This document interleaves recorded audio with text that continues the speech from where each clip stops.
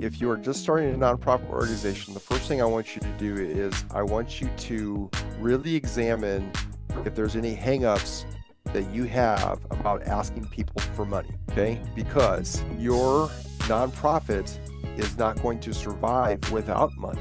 Now, we all know examples of people who have led nonprofits and have abused that money conversation. And perhaps that's why you are at a place of being uncomfortable asking for money. Hello, hello, hello. Welcome to another knowledge bomb episode of Lead to Greatness, where we believe in helping others reach their greatest potential and together change the world. Today on Lead to Greatness, we have Mark Slabaugh. If this is your first time joining us, please consider subscribing and hit that notification bell and hit that like button. This will be greatly appreciated in helping getting out this content to great leaders and great individuals like yourself. Mark has been coaching churches and nonprofit organizations to create greater impact faster than they thought possible. Please help me welcome Mark with Thriving in a Downturn Market.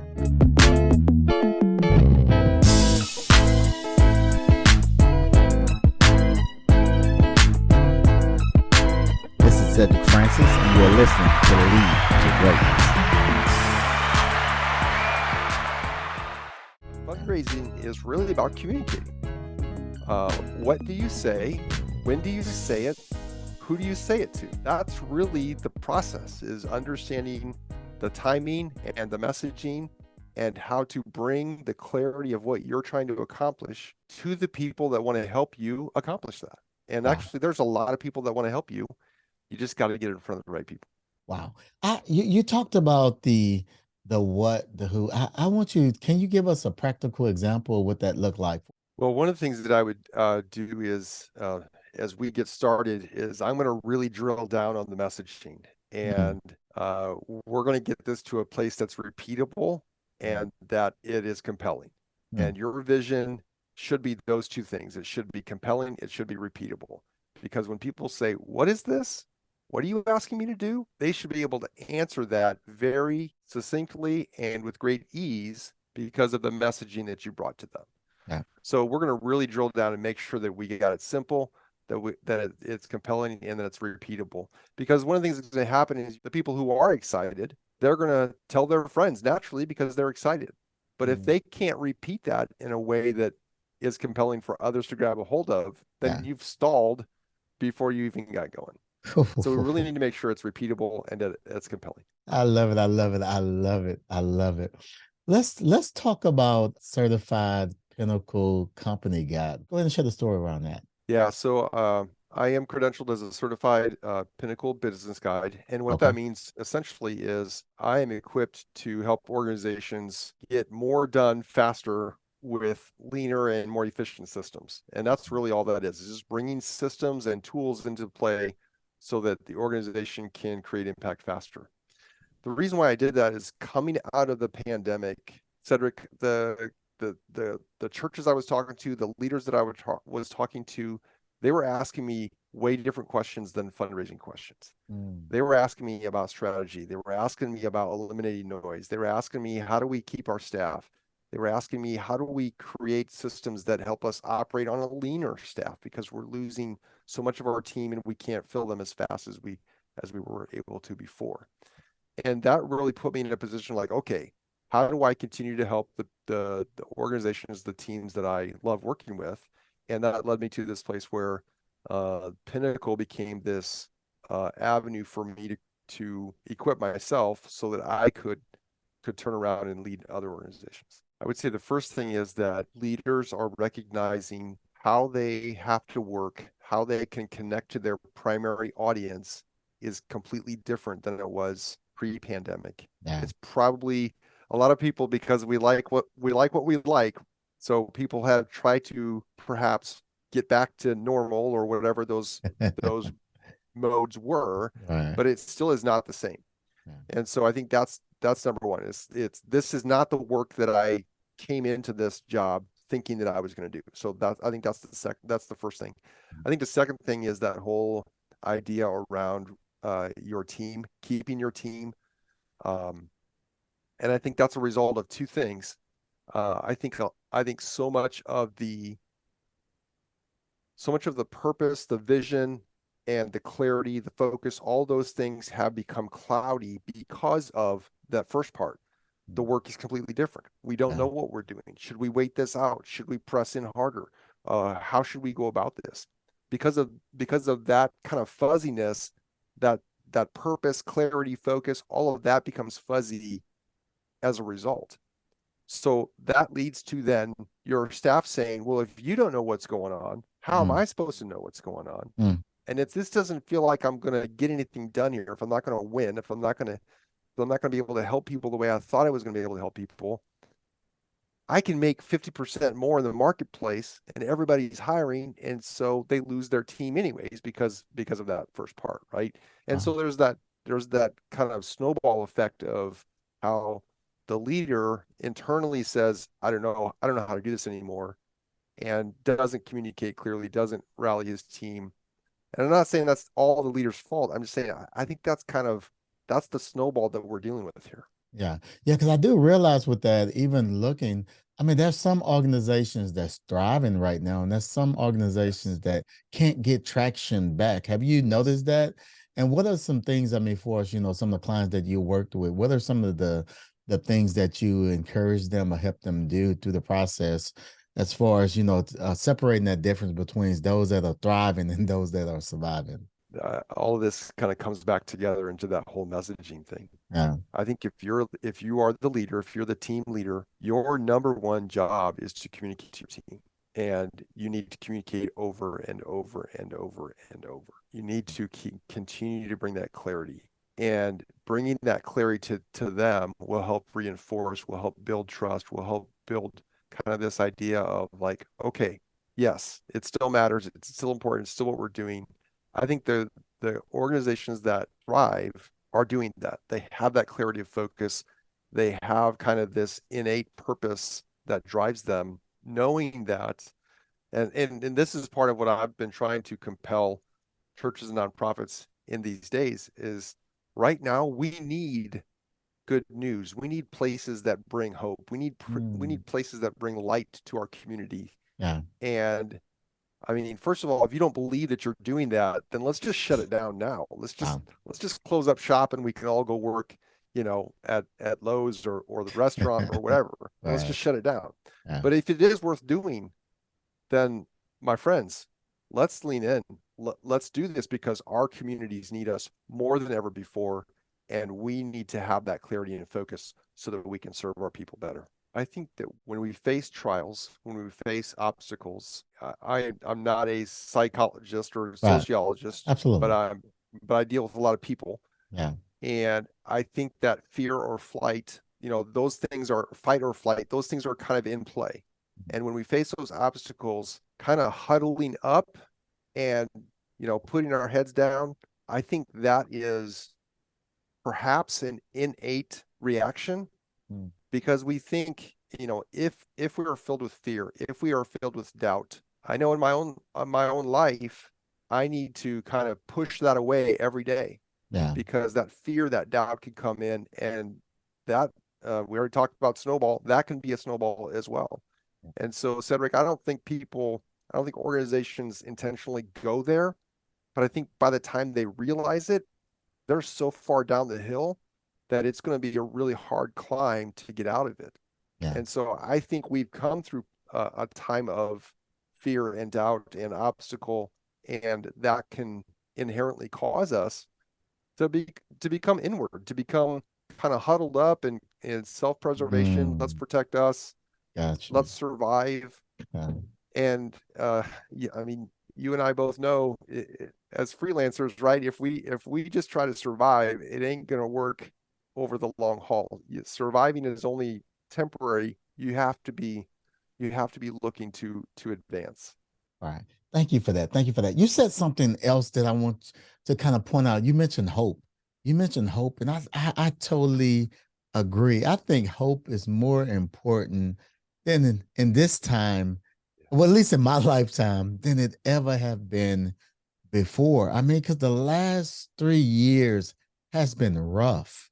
it has been rough. People have lost their loved ones. People have lost their jobs. And now we have another crisis that's happening before us now with the economy and with the banks, and all these things are going on. So I totally agree with you when you say hope, and hope is necessary in this time. A few months ago, I had this plumbing situation at my house, Mm. and I needed help. I just was in over my head. I needed help. Mm. And so I reached out to my friends on Facebook. I'm like, dude, if anybody could help me, you would just save me a world of heartache. I'll do whatever I need to do to pay you. I'll pay in cash. I'll pay in beer, whatever that looks like for you. Yeah. Whatever I need to do, I need help. And a couple of guys came over to help me. One came over right away, and the other friend contacted me that afternoon and kind of helped me with part two of it.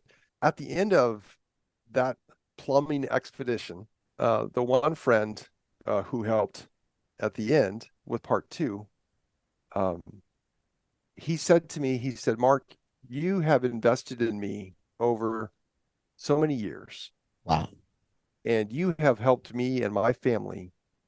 And it is my pleasure to come and help you today to solve this problem. And I got to tell you, Cedric, it blew me away. It just blew me away.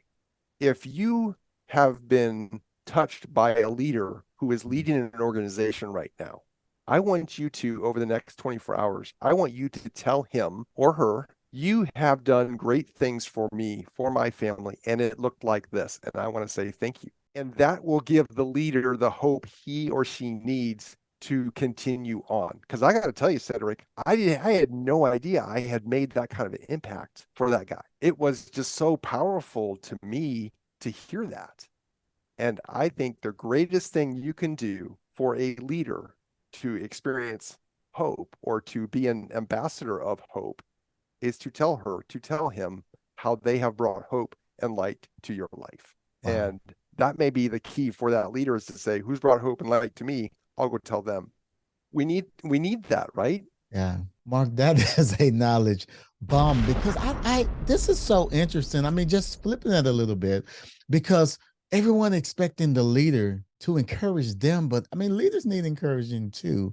And what you said, I mean, that is so powerful.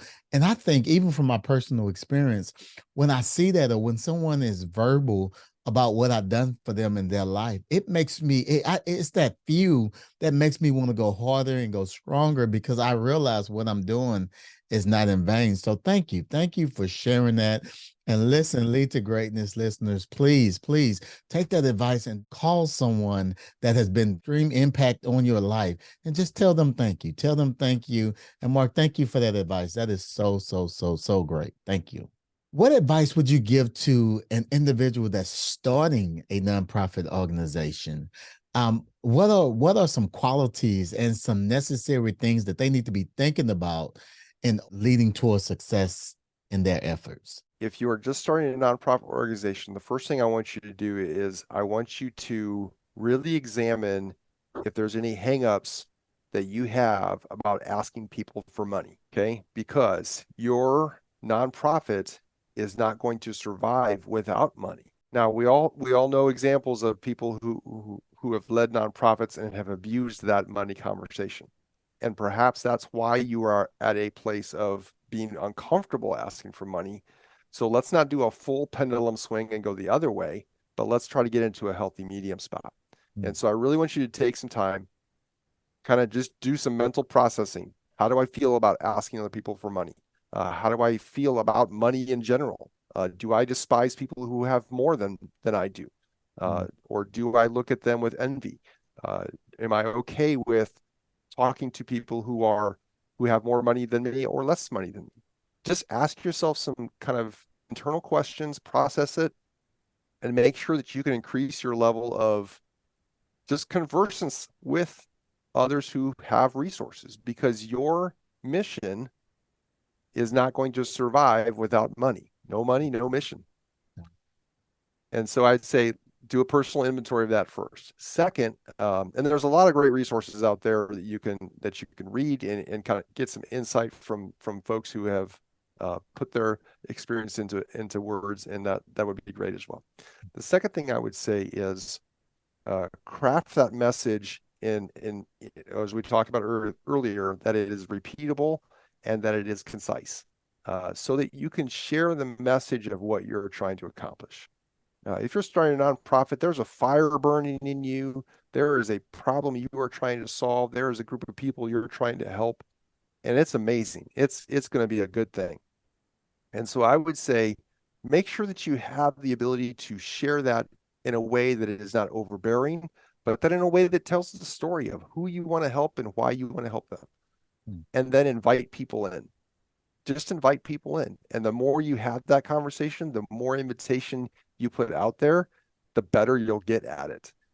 If you think you're going to be amazing the first time you get out there and invite people to be a part of it, man, you're not, and that's okay. Just keep asking, just keep being a part of it. Ask for feedback too, right? Yeah. Ask for feedback. Mark, that is a load of knowledge bombs. I mean, you're really helping us on today because I mean, these are some things that we don't think about, especially when you're talking about a nonprofit. I mean, without a mission, without a purpose, without that ask, we just, it's like, just like hoping and just praying that somebody see what I do and just Mhm. just give. And I don't think that's the right approach. And I think there's a lot of great people, a lot of great visions, a lot of great organizations that's not doing too well or struggling right now because Yep. of that ask.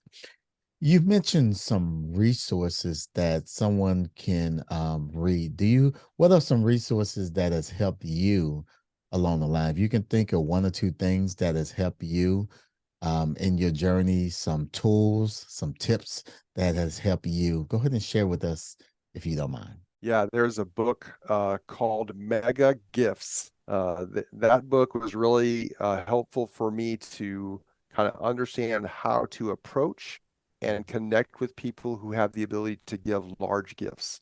Uh, And that is something that if you have not lived in that space, it's not that you need to know how to live like a millionaire or a billionaire, but you need to know how they think. You need to know how they look at the world, and you need to understand some things about them.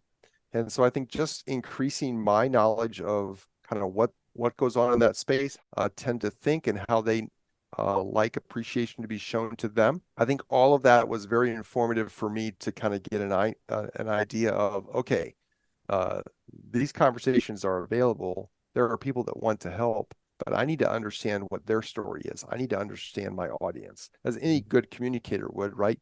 You would want to know your audience. And so I would say, uh, do some research, lean into who is your audience, who are you talking to, and then you will be better informed. Mark, man, this is a knowledge bomb. You're really helping us.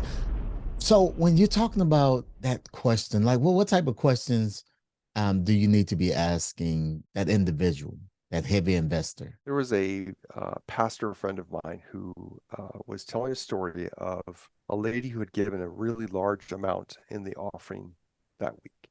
Hmm. And it was one of those that, like, when the number came in, the finance team, oh, this is significantly larger than the normal amount, right? I mean, if you're running a nonprofit, there should people who should know your numbers, and they should numbers tell you what questions to ask. So the finance team told Pastor, oh, okay, well, and I'll just make up a name. I'll give Susan a call. Hmm.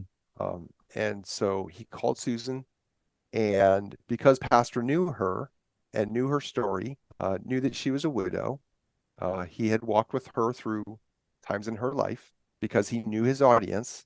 Mhm. Susan, office told me that you gave a larger check than usual this week. Tell me this story. Tell me about how you got to that place. And I would say to you, let me pause the story for a second and say to you in the audience, if someone's writing a really large check to your organization, to your church, to your nonprofit, I have not, and I haven't met everyone, right? But I Hmm. have not met someone who has been able to write a large check, and that's relative to your experience, right? So you're thinking of what's large. Um, Hmm. I have not met someone who has been able to write a large check to a nonprofit with a frown on their face.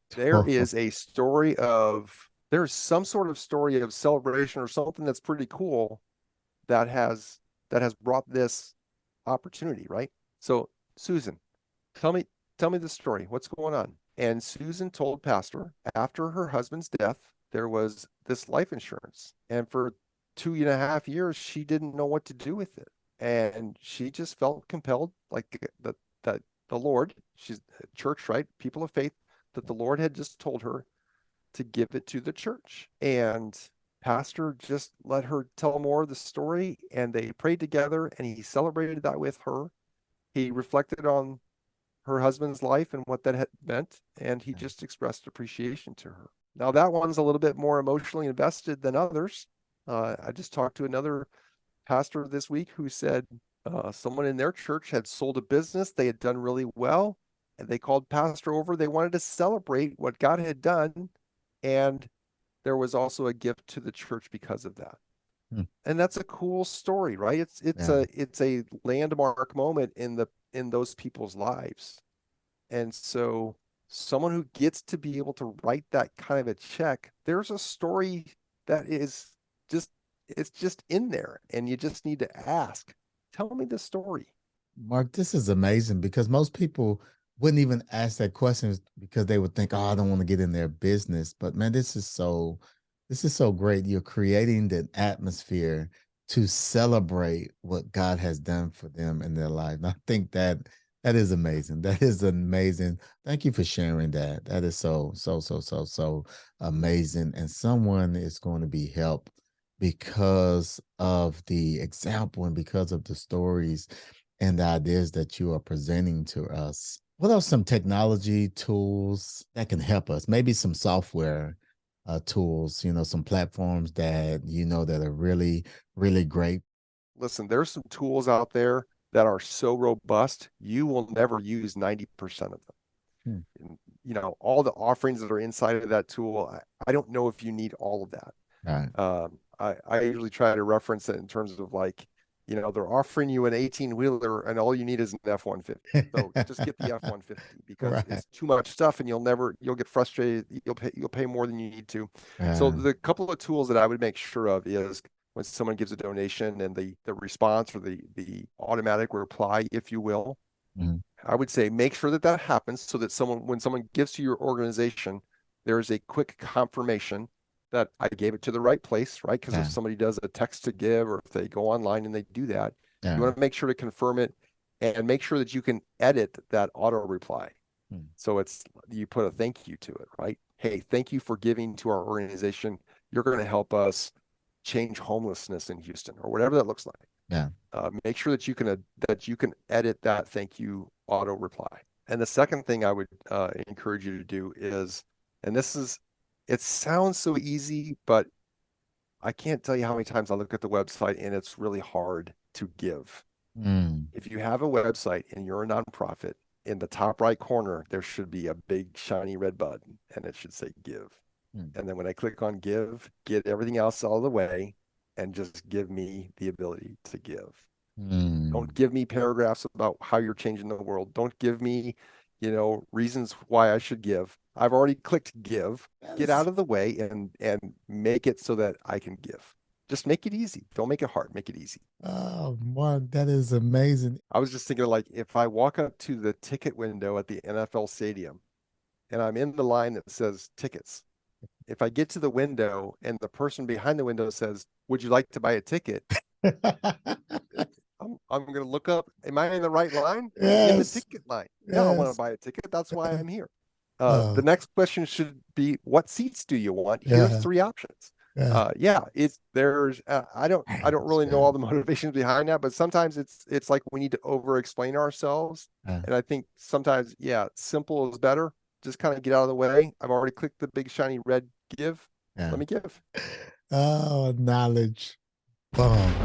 Mark, what are some practical leadership growth tips, tools, advice that you can share with the Lead to Greatness community to help us reach our greatest potential? Yeah, if you're leading a team, I want to encourage you to do 2 things. I want to encourage you to build trust. And you can do that in a number of ways, but the first way that I would encourage you to build trust is to ask a good question and then listen.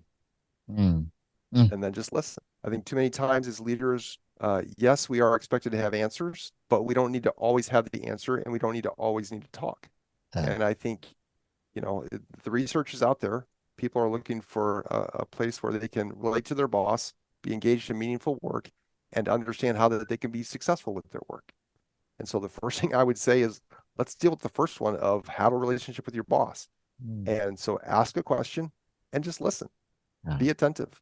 Listen to what's going on in their life. Find out what's happening. And build that trust. Because when you're authentic, when you are interested, they will be interested. So that's the first thing I would say. Just ask a good question and listen. And the second thing, which ties right into it, is motivate your team. And each of your team probably is motivated in different ways. And so when you ask a good question and you listen, you will understand more about them and how they like to be motivated. Some people, yes, like to be motivated by financial incentive. There's a bonus at the end of the month, or there's, when we hit this key metric, we're going to have a fancy dinner party for our entire team, or whatever it looks like. Some people like motivation of recognition. And so there's a call out, and, when you complete a big project, you're going to give an attaboy to so-and-so on the team because, man, this project was spearheaded by Bill, and Bill did a fantastic job. And all of you that are on Bill's team came and told me that Bill did a great job this time. And so we're thankful for that. As you listen, you'll understand what motivates them and motivate. So trust plus motivation equals better teams. That is a knowledge bomb. Mark, thank you. Thank you. Thank you. Thank you. If someone wanted to connect with you, Mark, and what you're doing, where should they go? If they want to connect with me, and if they want to lead their teams into creating impact faster, I'd love to have a conversation. So I'll give a couple of options here on my website, which is slabaughcoaching.com.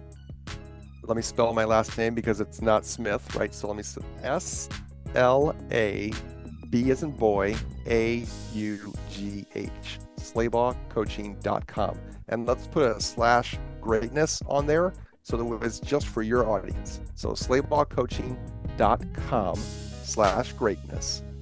And there's a couple of ways that we can connect. I have a podcast where we talk about careers and transitions and leadership, and they can find my podcast there. If they want to talk more about kind of, hey, here's where our team is, Mark, what do we need to do? You can schedule a call with me.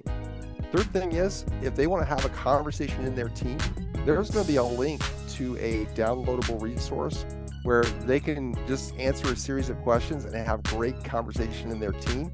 And it's just called a baseline assessment. And if you want to take that assessment, have a great conversation with your team, you can do that. You can connect with me and listen to our podcast where we talk about careers and transitions, or we can schedule a call and talk more about your team specifically. Wow. Thank you, Mark. Thank you, Mark. Thank you. On behalf of the Lead to Greatness community, we want to thank you so very much for taking time out of your busy schedule and adding value to us all. Cedric, it is my pleasure, man. Thank you so much for having me. Awesome. Thank you. So we want to thank you for joining us today on the Lead to Greatness podcast. And if this is your first time, don't forget to subscribe. Hit that like button, hit the notification bell so you won't miss any of these amazing episodes. And if you're on iTunes, go ahead and rate the podcast and leave a review. That helps get the word out to great leaders and entrepreneurs like yourself. So we want to thank you for joining us today. So remember, if you help others reach their greatest potential, together we can change the world. Peace.